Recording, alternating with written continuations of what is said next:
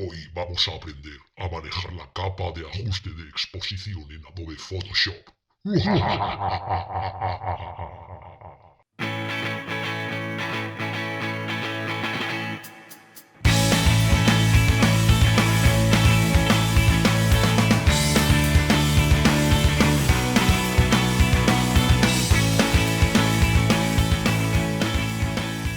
Muy buenas a todos, amigos, bienvenidos a un nuevo terrorífico vídeo tutorial. ¿Terrorífico por qué? Pues porque estamos en el día 1 de noviembre, el Día de los Muertos, que decía mi abuela, que no se puede ser más desagradable, no que mi abuela, que era encantadora la mujer y que Dios la tenga en su gloria, sino que el nombre el Día de los Muertos, vaya tela, vaya nombre.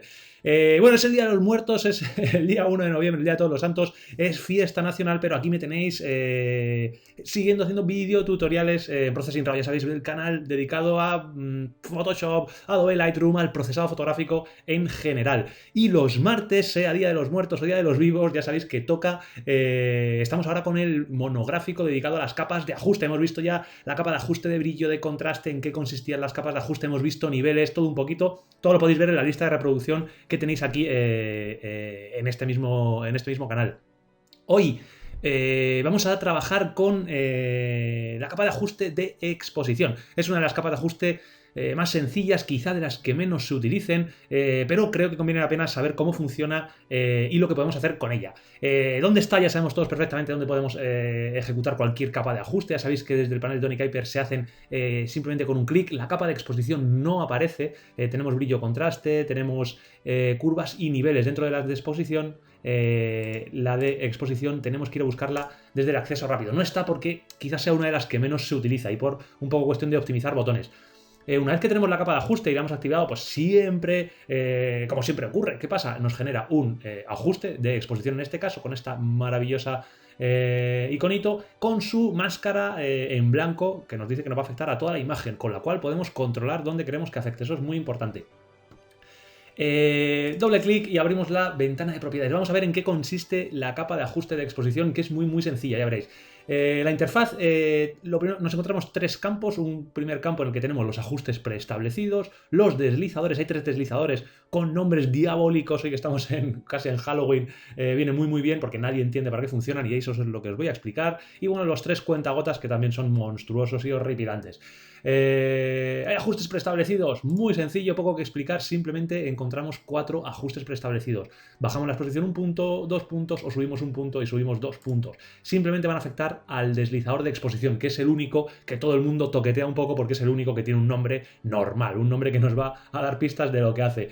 Vamos a ver qué hace cada uno de los deslizadores. Lo que van a hacer, rápidamente lo vamos a ver en nuestro amigo el degradado de color. Vamos a encajarlo para verlo un poquito mejor. Y lo que hacen es afectar a la exposición, pero no de manera global, sino a diversos y afectando a determinados tonos. Es una manera, en principio, muy interesante de afectar a la exposición, por una parte a las altas luces, a los medios tonos y a las sombras, pero la verdad es que teniendo las máscaras de luminosidad ha quedado un poco en desuso porque es más sencillo trabajar, por ejemplo, con curvas, con niveles o con brillo contraste, pero a través de una máscara de luminosidad, ya que va a ser un poquito más efectivo. Esto, de todas formas, lo que intenta es automatizar el proceso. Voy a cerrar el panel de Tony Kuiper, que no lo vamos a utilizar.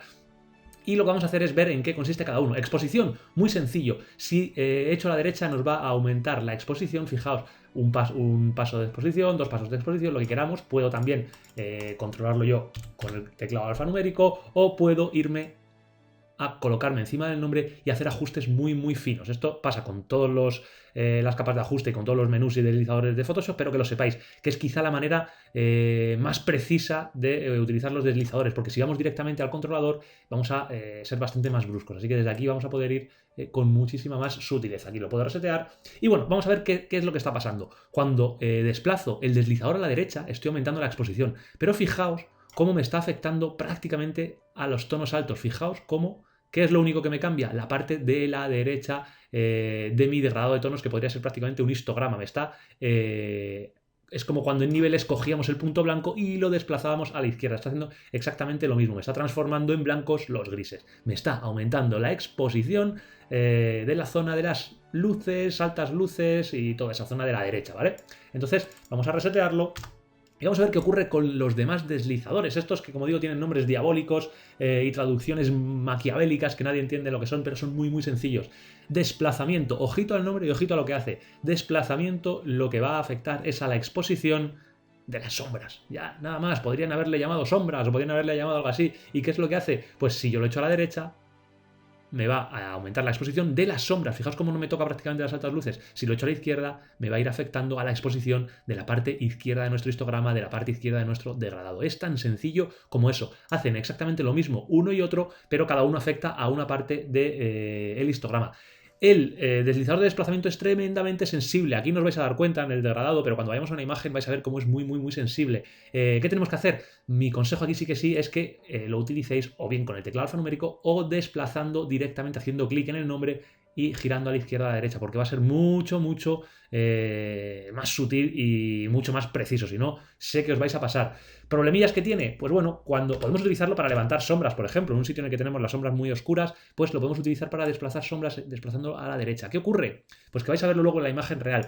Enseguida la imagen va a quedar muy, muy, muy lavada, va a quedar como un velo por encima, mucha pérdida de contraste, con lo cual, bueno, pues nos tocaría luego generar una capa de curvas, una capa de niveles, una capa de brillo contraste por encima para afectar al contraste localizado en las sombras. Eso es muy sencillo de hacer con el panel de Tonic Hyper, por ejemplo, podríamos generar una capa de sombras, aumentar el contraste o hacer una curva de S en curvas, cualquier manera, pero afectando a las sombras.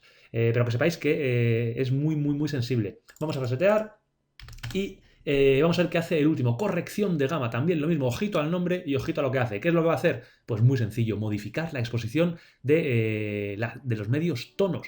Simplemente eso, va a aclarar o oscurecer los medios tonos. Es como aplicar mediante máscaras de luminosidad un ajuste de brillo, por ejemplo, pero solo a los medios tonos. ¿Y cómo lo hace? Pues si ya el nombre es poco intuitivo, para complicarlo un poquito más, nuestros amigos, los ingenieros de Adobe, un saludo desde aquí, lo que han hecho es cambiar el orden. Entonces hacia la izquierda vamos a aclarar y hacia la derecha vamos a oscurecer. ¿Por qué? Porque fijaos en el número, hacia la izquierda aumentamos y hacia la derecha oscurecemos. Bueno, esto puede parecer intuitivo o puede parecer contraintuitivo. Para mí es muy, muy confuso. Así que vamos a resetear. El valor por defecto es 1, no pongáis 0 porque si no la liáis parda. Ya sabéis lo que hacen entonces, cada uno de los deslizadores muy sencillito. Los cuentagotas, ¿qué hacen? Pues bueno, equivocarnos, prácticamente lo que van a hacer es equivocarnos. La función es la misma que en todos los deslizadores que hemos visto en las capas de ajuste. Van a intentar automatizar todo este proceso. Tenemos un deslizador de negros, de medios tonos y de altas luces. ¿Qué es lo que parece lógico que hiciera? Pues que si yo selecciono el de negros y me voy a un sitio donde creo que es negro, le voy a decir esta zona es negra. Si le doy aquí no va a pasar nada porque ya realmente es negro, pero si me voy aquí lo que va a hacer es transformarme esto en negro.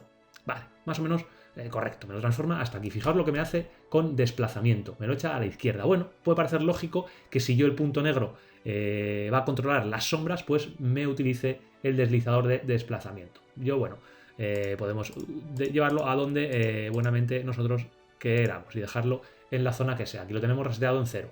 El de altas luces, el de blancos, ¿qué hace? Pues le puedo decir un sitio y ¿qué me va a hacer? Pues parece lógico que me modifique el de exposición, que es el que controlaba las altas luces. Si le pincho aquí y le voy a decir que esto es blanco, me modifica el de exposición. Bueno, parece lógico, hasta aquí parece todo correcto.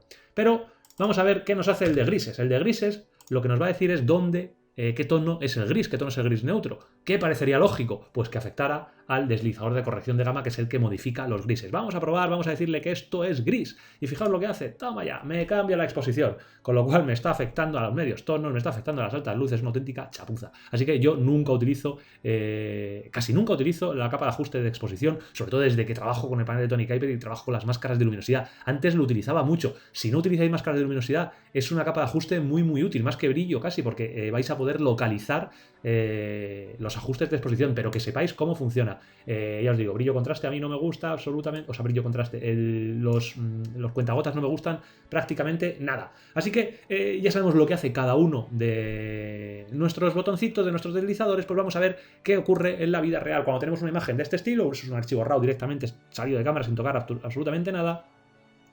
La distorsión creo que la tenemos algo tocada. ¿Y qué podemos hacer? Pues nada, vamos a generar una capa de exposición. ¿Y qué podemos hacer? Pues por ejemplo, si quisiéramos oscurecer un poco las altas luces, ¿qué vamos a hacer? Pues vamos a ir con el deslizador y vamos a oscurecer un poquito la zona de las altas luces. Si nos pasamos mucho, fijaos, vamos bajando. Sobre todo afecta a la zona de altas luces. Lo que pasa es que altas luces hay en más zonas. Es el equivalente, entre comillas, y un poquito mal hecho para mi gusto, de aplicar una capa de niveles o de curvas mediante una máscara de luminosidad de luces. Pero bueno, la podríamos bajar un poco y podemos intentar levantar un poco la zona de sombras que tenemos por aquí, aunque no está del todo mal, pero vamos a intentar levantarlo. Y aquí es donde vais a ver que si utilizamos el deslizador se nos va enseguida, así que vamos a utilizar clicar en el nombre y vamos a echarlo a la derecha. Y fijaos cómo va aclarando las sombras, pero fijaos cómo me genera como una especie, como un velo, la imagen me pierde muchísimo contraste y la imagen queda como muy lavada.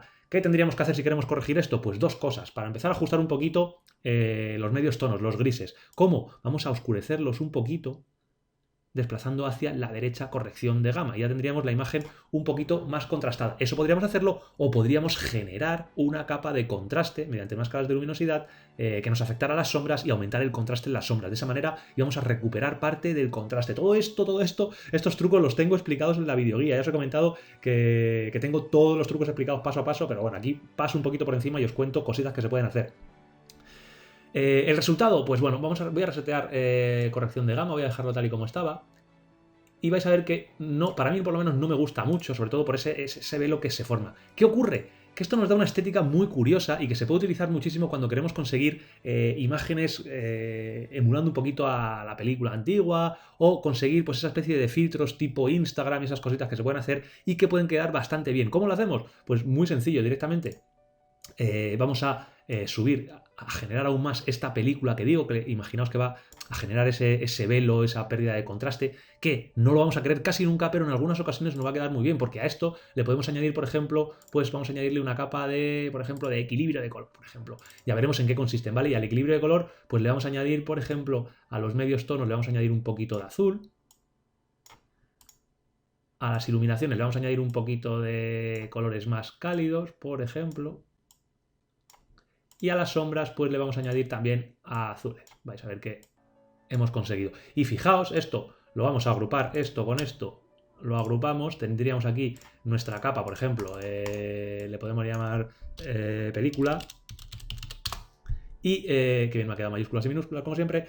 Y si hacemos doble clic, o sea, si activamos y desactivamos, pues podemos ver cómo conseguimos ese efecto como cinematográfico. Ya veis que esto lo he hecho sin pensar, ¿sabéis? Podéis hacerlo mucho más trabajadito, jugando mejor con los colores. Pero podemos conseguir este tipo de efectos. Así que nada, como veis, para mi gusto, a la hora de modificar los tonos, se pueden conseguir mejores alternativas utilizando máscaras de luminosidad, utilizando el panel de Tony Kuiper, utilizando selecciones, lo que vosotros queráis. Si no utilizáis máscaras de luminosidad, aprendeos bien cómo funciona estos tres deslizadores, como os he contado, porque os va a permitir trabajar la exposición un poquito por zonas, de manera mucho más localizado, que nos hace el ajuste de brillo y contraste.